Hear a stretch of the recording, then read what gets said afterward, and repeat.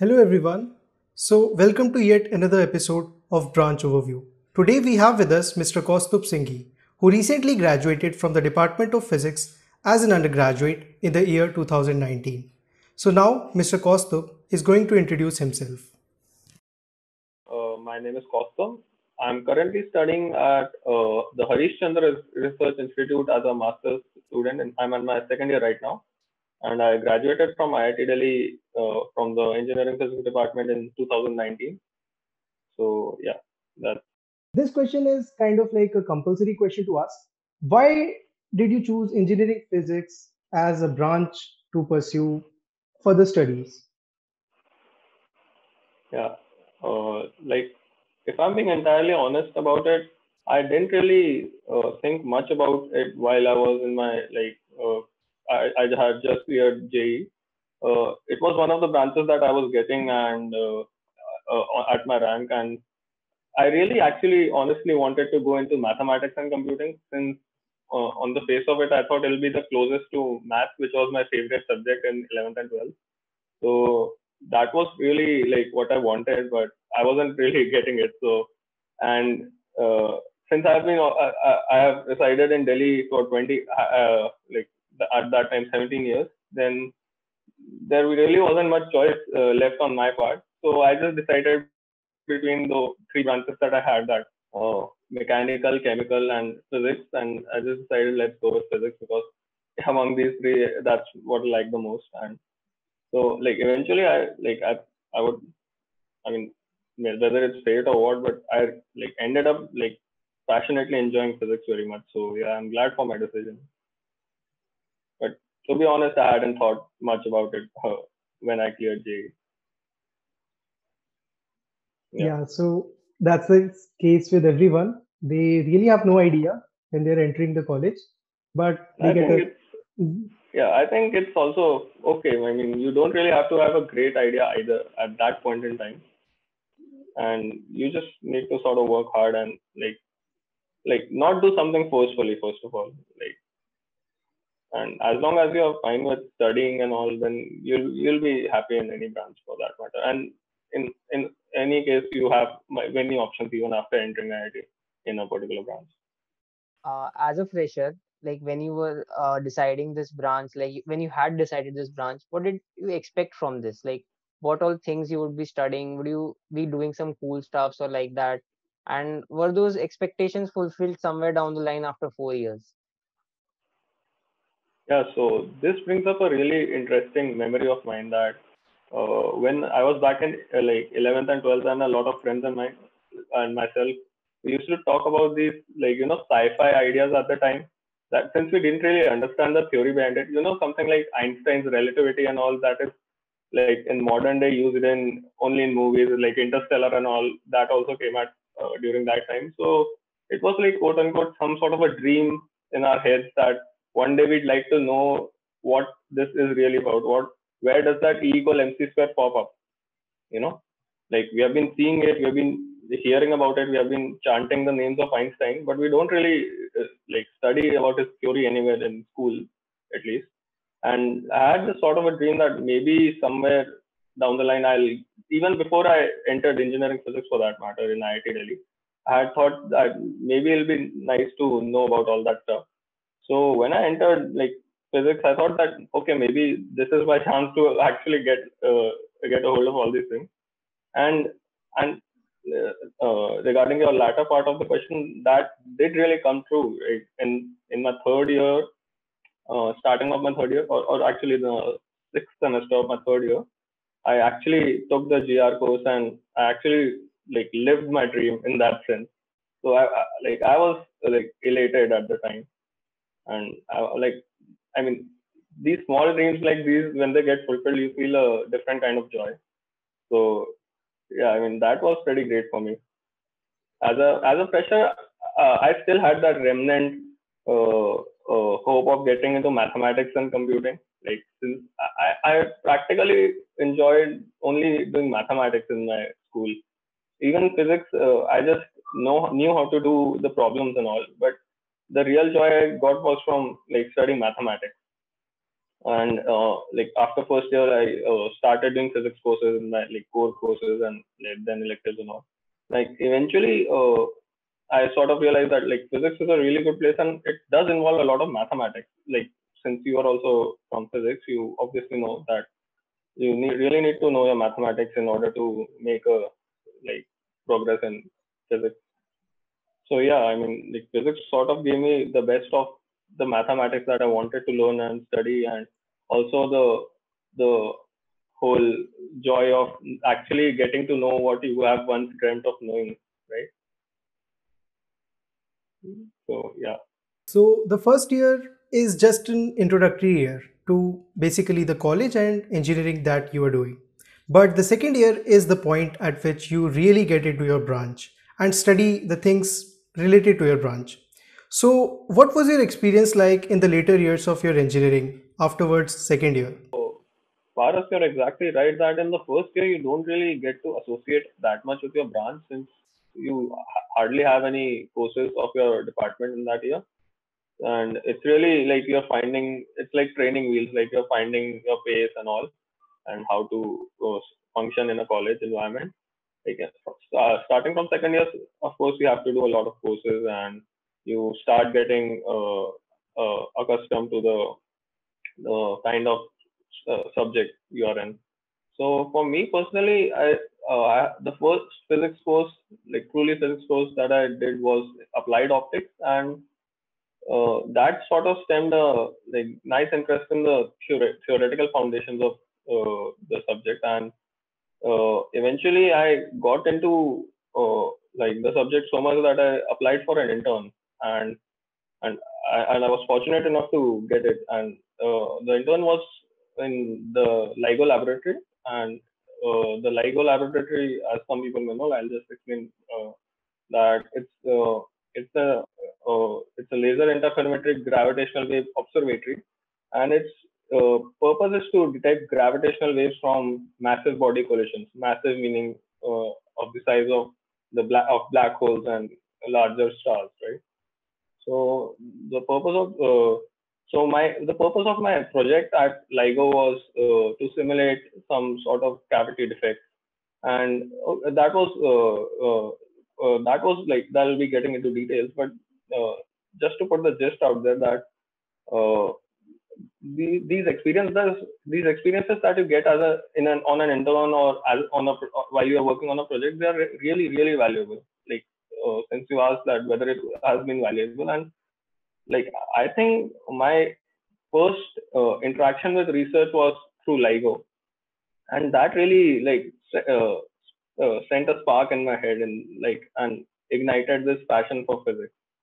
So I'm really glad for having had that experience, and sure, now I'm not really working in experiment, and I'm sort of dedicatedly working towards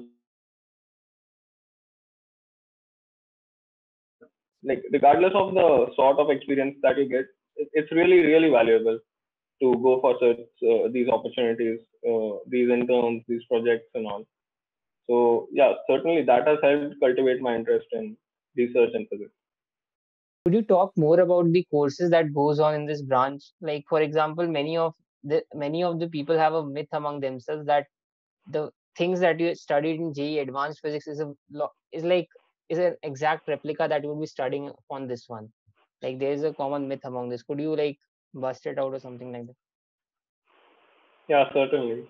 Yeah, you're exactly right in saying that a person like who has just cleared JEE might think that physics has got to do just with whatever they study in 12th, but like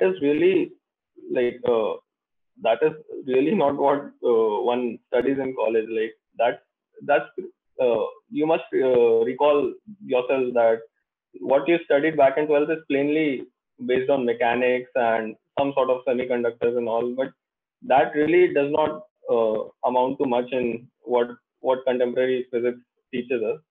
And at IIT or at any college for that matter, you learn certain general courses that you have not even had a glimpse of in class 11th and 12th physics. So yeah, and that's really good actually because that like tells you like what all is happening in the world out there. Right?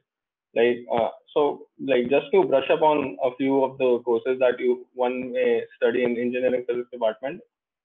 So starting from a course like applied optics. Now, of course, we have in even back in 12th also studied basic reflection, refraction, Snell's law, and all. But it goes way beyond that. A course in optics would tell you about lasers and how they interact with other matter. It'll tell you about tunneling. It'll tell you about optical fibers and all. So that really is an altogether great experience for you to realize, and it's actually quite application based in the sense that lasers and optical fibers are actually actively used in experimental physics and in other fields as well, like endoscopy. Even endoscopy uses optical fibers. So yeah, that is a really practical field that is present at IIT Delhi, and it's one of the first courses you do in engineering physics in second year. The other courses that you do, one of the courses is the mathematical physics course, which really is a bridge between the mathematics that you sort of need for studying various advanced concepts in physics and basically put them into some sort of formal equations, because that is a lot of that is one of the goals of physics, right? That you need to formulate and you need to solve a particular problem, predict some results, and you need a bit of sophisticated mathematics for that. So mathematical physics is one of the subjects that'll teach you how to do this. Then there's the course on classical mechanics, which basically starts off with things like pendulum motion and Kepler's problem, the planetary motion and all, and it'll enable you to solve really complicated classical systems that you could not have perhaps solved that easily with just Newton's laws. So it's really a build up upon what you study in mechanics in 11th and 12th, but it's really advanced. So that's a benefit of that. And there's also glimpse at times, if the course goes well and all. Towards the end, they also talk to you about relativity, Einstein's special relativity. So that really is one of the like charming things that came into motion in early 20th century, right? You never really go into that much depth in a 11th or 12th standard physics course in school or in maybe a coaching or something. So yeah, so that was classical mechanics.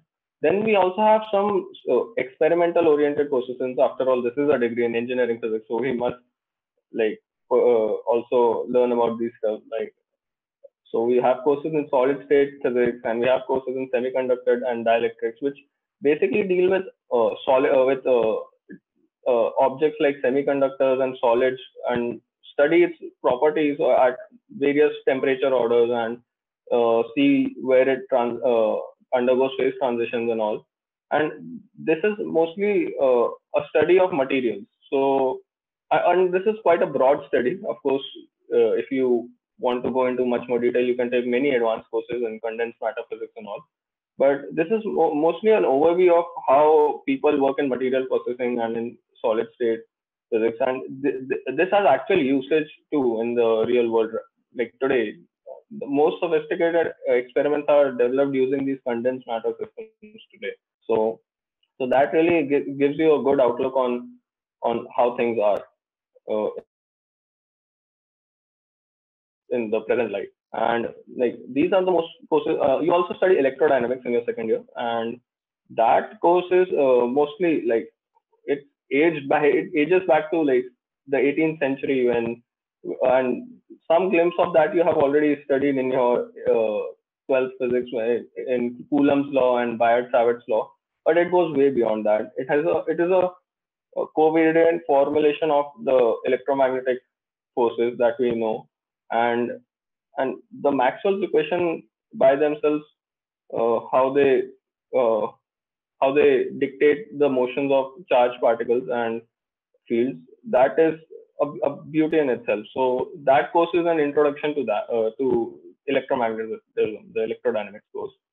And yeah, so this pretty much sums up what you would learn in your second year. The other course that you would do early on in your degree is in quantum mechanics, and that really is entirely novel to whatever you have studied in the past, and it does not in it partly appears in contradiction with whatever you have studied so far, that and whatever you studied so far in classical mechanics and all, because you really cannot talk very definitely about some systems, and it so happens that the only possible description that you can give of them is in some probabilistic sense. So that is the first course in quantum mechanics that you will probably do in your entire degree, and quantum mechanics is a very very vast subject, so one course cannot do it justice. So you have to sort of encounter it time and again in different courses as well, in newer forms. Yeah. So like moving on to what you would do in your third and fourth year, you can take some departmental electives which of your own choosing, and some of these electives are one of these electives is in applied quantum mechanics, where you study more advanced topics in quantum mechanics and how you could relate them to real experiments, something like scattering, and how they differ from classical mechanics even. So these were pioneered first in the and late 1920s and 1930s, and these really give you a feel for what physicists were thinking about at that time, right? Because this was an entirely new theory in being, and there was really no other example that you can analogously treat it with. So this is a really novel thing that you purely learn in college in this physics course. Another course that is like linked to quantum mechanics is one in quantum information and computing, and it also has a link with computer science in a sense that you're studying information processing and all from the point of view of a computer scientist, and the real purpose of this is to study the modern implications of quantum mechanics and some quantum mechanical systems, and they and study the behavior that some systems may show under certain conditions. And there is this real progress that has been made in the past few years. uh, People must have heard about Google coming up with super quantum computers and all, and and there really will be a good amount of progress in the next few decades, and quantum computers is the future we are facing right now. So the basis of these all these in theory is through a course in quantum information theory, and that is one of the electives that IIT Delhi offers you. Another elective is in classical general relativity, and that is one of my best accomplishments. I can say that doing that course has been the pinnacle point of my stay at IIT Delhi, and it's a really fun and really enjoyable course, and you get to learn a lot of physics that came up at the start of 20th century.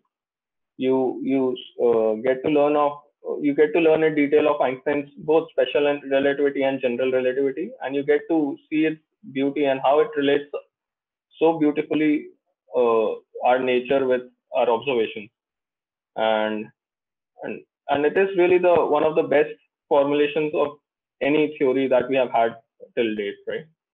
And it is the most one of the most successful theories of all time. So that is a personal favorite course of mine. So that is yeah. On just yeah. So apart from these, there are also some courses that you do in statistical physics and in computational physics, and these really teach you about certain methodologies that people use in physical systems. And like computational physics primarily teaches you how to approximate a system and how to put it on a computer, basically. Like even because at times in just in theoretical analytical calculations, you do not have that much control over the system, and you cannot calculate a lot of things analytically, that you may put on a feed on a computer some parameters and get some meaningful results out of it. And a course in computational mechanics or in computational physics would teach you that.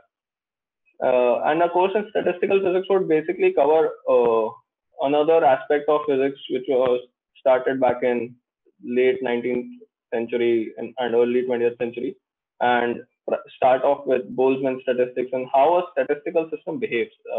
and a statistical system of particles, of a large number of particles. Some of it you have encountered in thermodynamics in your 11th and 12th, but that really is just a tiny glimpse of it. And the a course in statistical mechanics as a subject is really vast. So people study it for decades and still do actually. I'm still studying a course on statistical mechanics.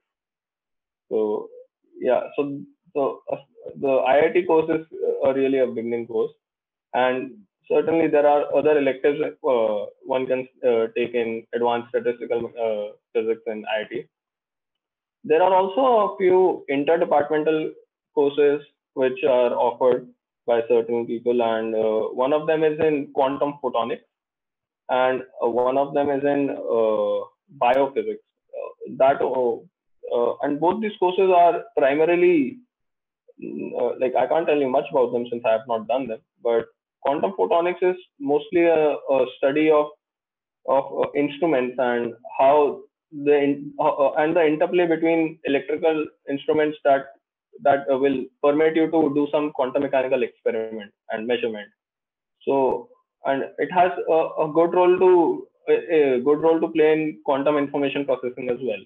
So and so, yeah, that is one course also offered as an interdepartmental elective. And another course is in biophysics, and I really can't tell you much about that. So, yeah. So even in the last episode, like various branches offer a type of specialization in their courses. So could you please cover that aspect of engineering physics in general? Like what type of specialization do they offer, and what type of things that you expect from it? Yeah, sure. So, as far as I'm aware, the department offers three specializations, and the specialization basically is an advancement of a particular a particular field in physics that you have studied a lot in IIT Delhi, and you basically have to do a few fixed number of credited courses. Like so, one of the specializations is offered is in nanotechnology, and it of course, as the name suggests, it is concerned with the study of nanomaterials and the physics at that level, at a really microscopic level. And uh, and a lot of the courses has to do with material processing and how you actually manufacture a nano crystal or a nano sized fiber or a plate, and this you also study in your laboratories. So there is a deep connection in the courses with that, and this is one of the specializations that the department offers. The other specialization it offers is in quantum is in photonics, or you can say optics, wherein it allows you to do certain courses in advanced optics and advanced non-linear optics even. So the basic ones that you do in applied optics only tell you about some linear effects of optical theory, but there are advanced courses wherein you study advanced to electromagnetic fields and other infringements. So that is a course uh, in a much advanced optics. And the third sort of specialization the department allows you to do is in theoretical physics, and that has to do with courses specialized to theoretical physics only. Like one of the courses I've already talked about is general relativity. That is a part of that course, and there are other courses in quantum field theory that one can do, which is an advanced version of quantum mechanics, you can say, and it has to do with quantum mechanics of fields in a manner of speaking. So, and that is really the pioneering thing that physics has come up with during the 60s and 70s. And it is one of the most fundamental theories that you can possibly understand today. But of course, there are a lot of courses that you have to do in order to get a grasp of that. And this is just an introduction to that, a course in quantum field theory. There's also one in high energy physics, which goes into much more detail. And there are, of course, higher level courses that you might do further if you go down the line and want to study further in your masters or in your PhD in physics, if at all you want to continue. Yeah. So these are the three specializations that the department offers today, and yeah. So, when did you realize that you want to do research in physics, and what sort of projects or internship motivated you to pursue a research in physics? That's a really nice question, and I'll point out two experiences from my stay during my stay at IIT Delhi. And so one of the experiences I've already talked to you about in brief is the one associated with LIGO, my intern at LIGO, and that really allowed me to see that what sort of a research environment is present out there, right? Because as a student, you really don't get to witness a lot of research, especially as a student in your in your sophomore year. You cannot really experience that much of modern research techniques and the environment one has to face when they are researching. And when I was out there on in my intern, I'm really glad for that experience, and that was one of the things that made me decide that yes, I want to pursue a career in physics, in research in physics. But at the same time, I also realized that in particular the subject, the experimental optics, you can say in some sense, that that is not what I had particularly in mind for like researching in. The next experiences, I would say, comes after my third year when I was doing a project, and which eventually became my bachelor thesis project under the guidance of Professor Ravi Shankar. And it was really into this in the notion of quantum entanglement that you may study in some advanced quantum mechanics courses at your stay in IIT Delhi. And that was really my first instance of sort of an independent research where you can sort of play around with some concepts. You go on the net and find some papers, read some papers by some great people, and you continue onward with that research, and you find your own results, and you go to your professor and confirm them, and well, not publish them, or but just present them in a meeting. And that is really one of the first experiences that you can have as an independent researcher. So that really elicited this passion in theoretical physics for me. So during my summer stay at IIT Delhi in just after the third year, I had this realization that I want to continue physics. I don't want to do experimental physics, and I'm quite fond of theoretical physics. So, and I've always, as I pointed out, I've always been you can say, fan of mathematics, and I've always enjoyed doing mathematics. So, and a lot of theoretical physics has to plainly do with just studying mathematics, a lot of it and applying it to some theories and just testing out. So, so yeah, I mean, that is the most enjoyable and passionate field I could find for myself. So that is really what like motivated me to now continue research in theoretical physics as a master's student. Experimental and theoretical physics के बीच में difference क्या होता है, and also कि how did you come to know कि आपको theoretical physics एक परस्यू करना है, नॉट एक्सपेरिमेंटल फिजिक्स? मतलब एक्सपेरिमेंटल में काफी कूल कूल चीजें होती है, मतलब ऐसे मशीन्स। और ऑनेस्टली बहुत, हाँ, मतलब अगर कुछ अच्छे लैब में जाओगे एक्सपेरिमेंट तो बहुत ही अच्छा होता है। आधा मेरा एक्सपीरियंस एक्सपेरिमेंटल का ही आईआईटी दिल्ली की लैब्स रही है, जो कि बहुत बेकार है। वो मैनुअल वर्क तो नहीं करना था मेरे को। And also I like playing around with mathematics mostly, as I said just now. That is basically the truth of the matter, that I enjoy studying and learning about whatever random things people have like come up with. Now, like today, if you see the look of theoretical physics, it has so many things that you cannot even imagine at a undergraduate level. Maybe I don't know, but yeah, I mean there has been so much progress in theoretical physics, and I mean, I just feel this charm in theoretical physics and actually in mathematics. But somewhere down the line, while doing mathematics courses and all, I realized that I cannot stay in mathematics. I cannot pursue a research in career in mathematics. Otherwise, that would have also been a nice option, I would say.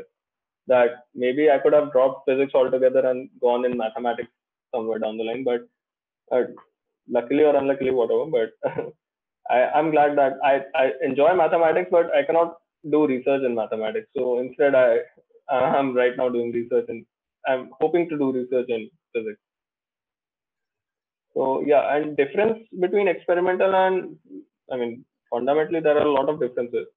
And you're right that the experimental research is also very cool. There are a lot of people, my friends and some of your seniors, my juniors, who are right now doing who are right now in the bridge. Like they are doing some theoretical work that is going to be used directly in experiments. Like in quantum computation labs, people are doing simultaneously theory and experimentation. So that is really cool. You're right, and that is really a worthwhile experience.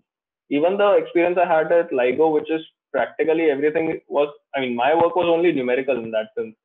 People out there did do experimental work, and that is also really, really cool. A senior of mine, also 1 year old, older than me, I and he actually went to LIGO together from IIT Delhi. I was in my second year. He was like at the end of my second year. He has just completed his third year. His name is Dhruv Ganpati. You can look him up.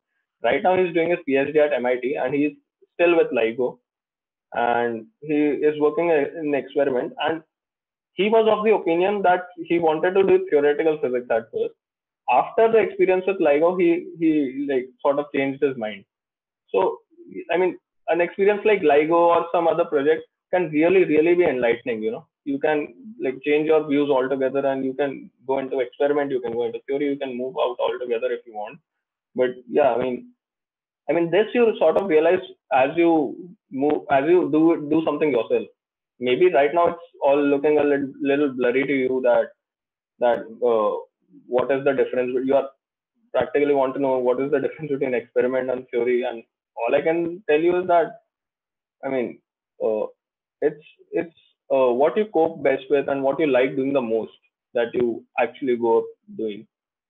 So go end up doing. And sure, you can have fun doing both, and both of them are pretty interesting. There are some really, really nice experimental opportunities that you can avail at IIT Delhi also.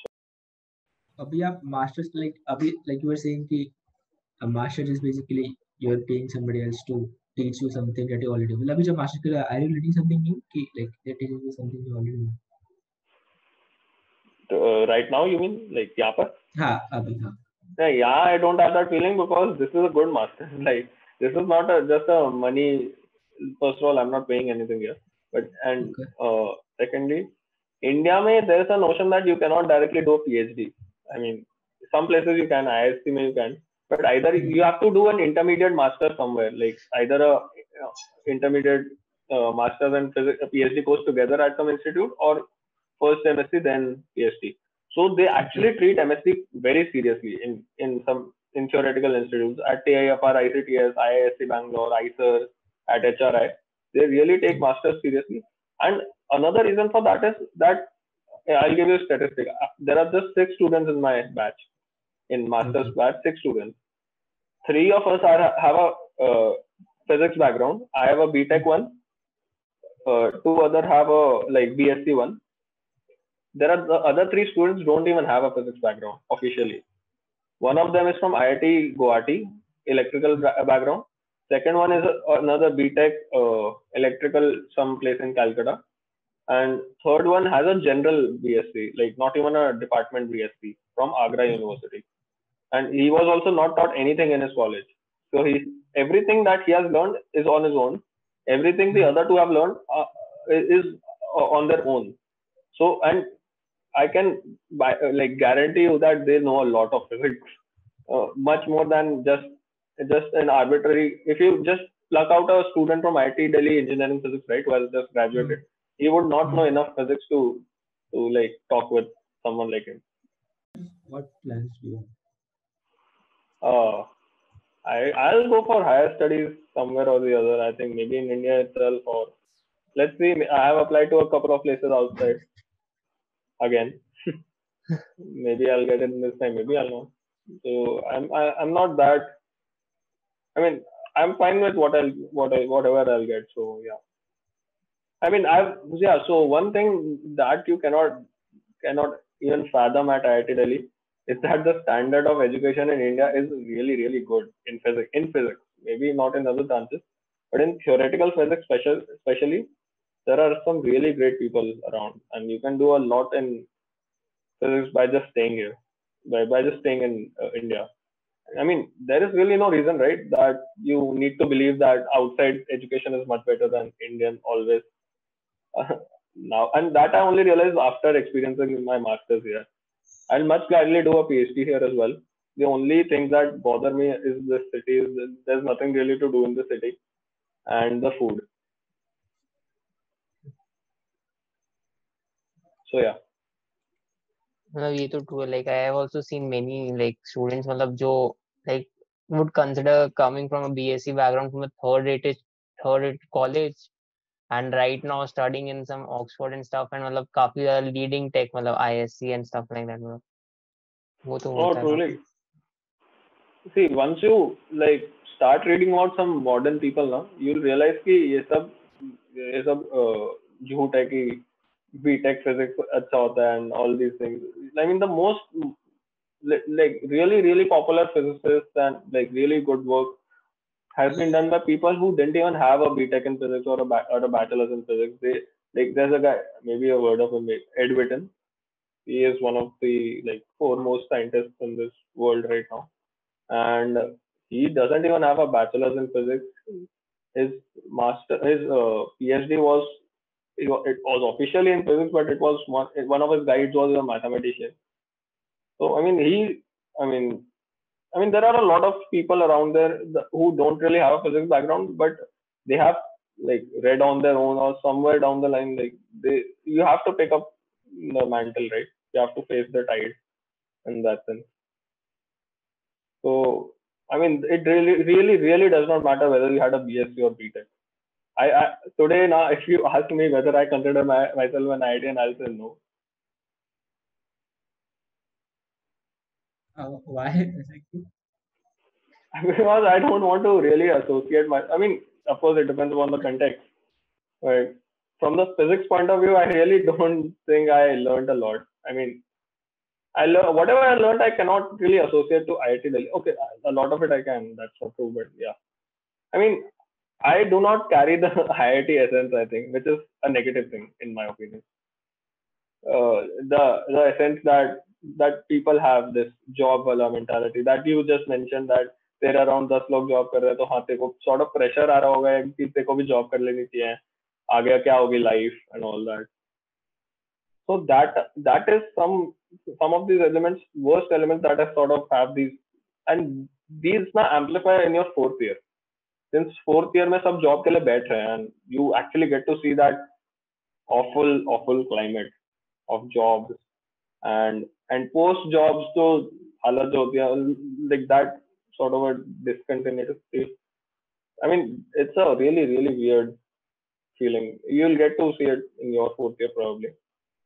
But yeah, I mean you'll get to know what I'm talking about. But that's why I told Varun that don't expect me to be really positive about IIT Delhi as such. But like I really don't have much of a positive opinion about IIT as a whole, college as a whole. Like and that too, I'm from physics, which I consider to be the best branch in IIT Delhi. If I were from some other branch, I would have cursed it outright, man. Some of the other branches are really horrible as well. I mean, मतलब electrical is also okay, I think, but like branches like I mean textile and all, some people are just fed up. Mechanical also, some people are just fed up of the branch. But anyway, that's a different story. Yeah.